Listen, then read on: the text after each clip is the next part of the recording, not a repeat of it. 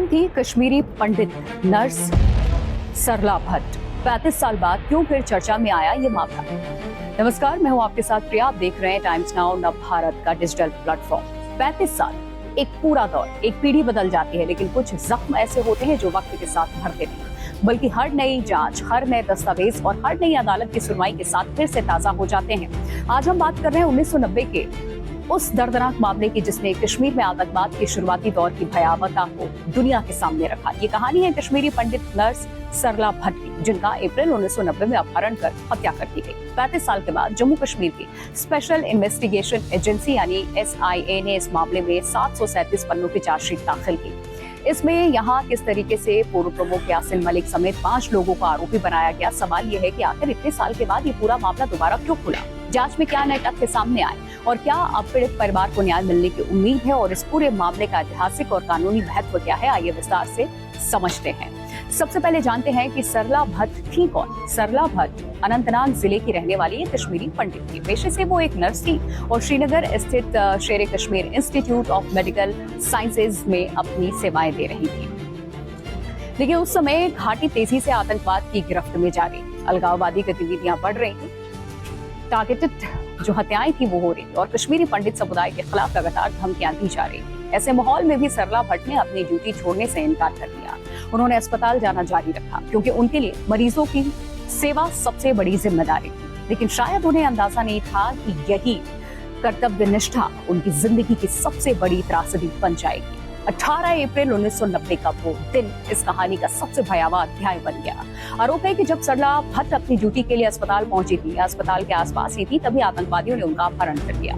उस समय घाटी में आतंक का ऐसा माहौल था कि किसी के अपहरण की खबर भी लोगों को बोलने से रोक देती थी। अगले दिन यानी कि 19 अप्रैल 1990 को श्रीनगर के ओवर कॉलोनी मालबाग इलाके से उनका शव बरामद हुआ। उनकी हत्या ने पूरे कश्मीरी पंडित समुदाय को झकझोर दिया और घाटी में रह रहे हजारों परिवारों के मन में यह संदेश और गहरा हो गया कि अब वो सुरक्षित नहीं है। अब बात करते हैं जांच एजेंसियों के दावे की।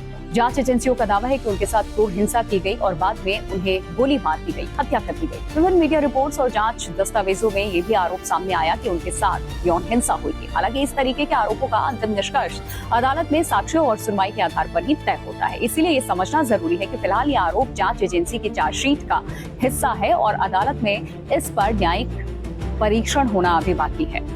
जांच एजेंसी के अनुसार जब सरला भट्ट का शव मिला तो उसके पास एक पर्ची भी बरामद हुई थी। उस पर्ची में उन्हें सुरक्षा बलों का कथित मुखबिर बताते हुए हत्या की जिम्मेदारी ली गई थी। उस दौर में आतंकवादी संगठनों द्वारा इस तरह खुले तौर पर हत्या की जिम्मेदारी लेने की घटनाएं सामने आने लगी थी। इसका मकसद सिर्फ हत्या करना नहीं, बल्कि पूरे समाज में भय का वातावरण पैदा करना था, ताकि दूसरे लोग भी आतंक के खिलाफ बोलने या सुरक्षा एजेंसियों का साथ देने से डर जाएं। सरला भट्ट की हत्या के बाद उनका परिवार भी आतंकवादियों के निशाने पर आ गया। जांच और उपलब्ध जानकारियों के अनुसार उनके घर पर ग्रेनेड हमला भी किया गया था। लगातार मिल रही धमकी और हमलों के बाद परिवार के पास घाटी छोड़ने के अलावा और कोई विकल्प नहीं बचा। वो भी उन हजारों कश्मीरी पंडित परिवारों में शामिल हुए जिन्हें 1990 के दशक की शुरुआत में अपना घर, जमीन, रोजगार और सालों पुरानी पहचान छोड़कर पलायन करना पड़ा। पिछले 35 वर्षों से ये परिवार न्याय का इंतजार करता रहा। अब सवाल उठता है कि आखिर 35 साल तक ये मामला आगे क्यों नहीं बढ़ पाया? इसका जवाब उस समय के हालात में छिपा हुआ है। देखिए, 1990 का जो दशक था जम्मू कश्मीर में आतंकवाद का सबसे हिंसक दौर माना जाता था। लगातार आतंकी घटनाएं, सुरक्षा अभियानों का दबाव, गवाहों में डर और कानून व्यवस्था की चुनौती के कारण कई मामलों की जांच प्रभावित हुई। SIA का कहना है कि इस मामले में भी लंबे समय तक कोई गवाह खुलकर सामने आने को तैयार ही नहीं था। लोगों को अपनी जान का खतरा था, इसी वजह से जांच वर्षों तक आगे नहीं बढ़ सकी। मार्च 2024 में इस मामले को जम्मू कश्मीर के स्पेशल इन्वेस्टिगेशन एजेंसी यानी कि SIA को सौंप दिया गया। इसके बाद जांच एक नए सिरे से शुरू की गई। एजेंसी ने पुराने रिकॉर्ड संभाले, पहले दर्ज किए गए दस्तावेजों की समीक्षा की, घटनास्थल से जुड़े तथ्यों का दोबारा विश्लेषण किया और उन लोगों से संपर्क किया जो अब बयान देने के लिए तैयार हैं। इसके अलावा फॉरेंसिक और बैलिस्टिक, मेडिकल और अन्य वैज्ञानिक साक्ष्यों का नए सिरे से परीक्षण किया गया। SIA का कहना है कि आधुनिक जांच तकनीक और नए गवाहों के बयानों ने इन मामलों को आगे बढ़ाने में महत्वपूर्ण भूमिका निभाई। करीब 1.5 साल चली इस जांच के बाद SIA ने 737 पन्नों की चार्जशीट डिटेल तैयार की। इस चार्जशीट में घटना का क्रम, गवाहों के बयान, मेडिकल रिपोर्ट्स, वैज्ञानिक साक्ष्य, पुराने रिकॉर्ड और जो भी सबूत मिले जांच के दौरान जुटाई गई अन्य सामग्री को शामिल किया गया। एजेंसी का दावा है कि जो उपलब्ध साक्ष्यों के आधार पर अपहरण, हत्या और कथित साजिश में शामिल लोगों की भूमिका स्पष्ट होती है। अब जानते हैं कि चार्जशीट में किन किन लोगों को आरोपी बनाया गया है।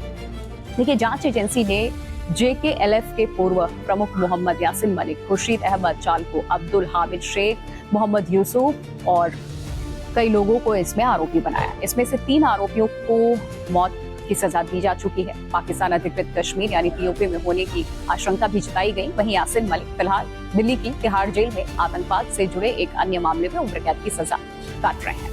इस नए मामले में भी उनके खिलाफ कानूनी प्रक्रिया आगे बढ़ी। ये समझना बेहद जरूरी है कि चार्जशीट दाखिल होना और दोष सिद्ध होना दोनों अलग अलग कानूनी प्रक्रियाएं हैं। चार्जशीट का मतलब है कि जांच एजेंसी ने अदालत के सामने अपने जुटाए गए साक्ष्य प्रस्तुत कर दिए।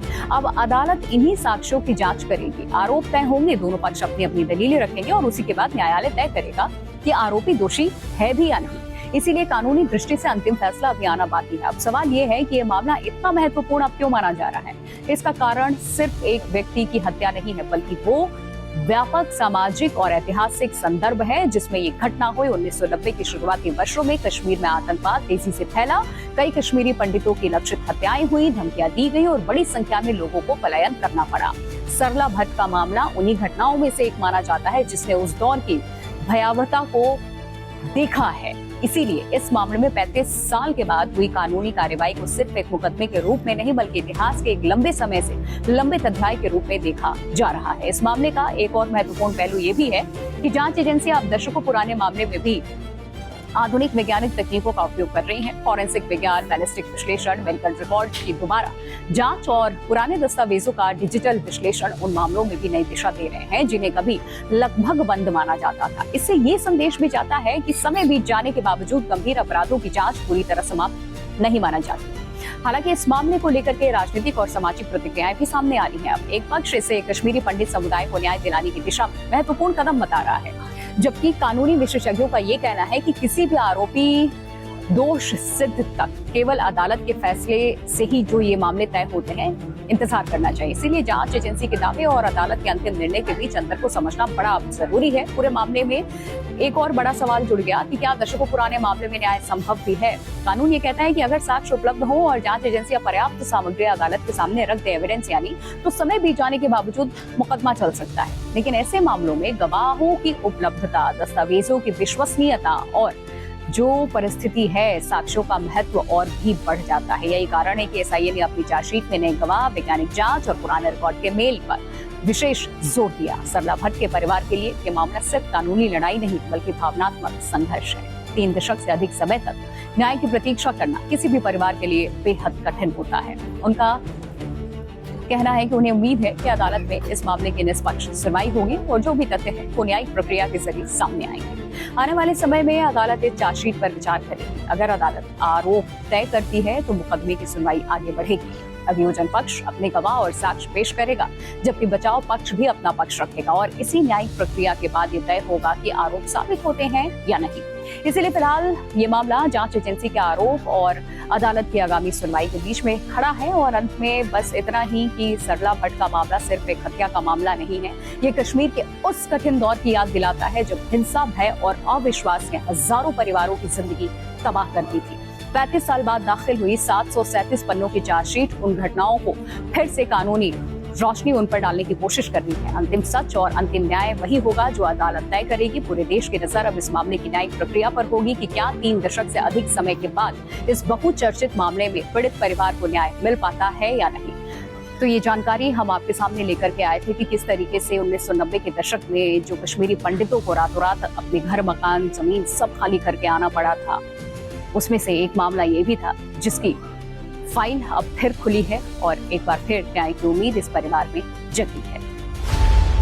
खबरों की रणभूमि में यहाँ शोर नहीं, सोच लड़ती है। जहां शब्द नहीं, फैक्ट्स वार करते हैं और हर सवाल खोलता है सच की नई परत।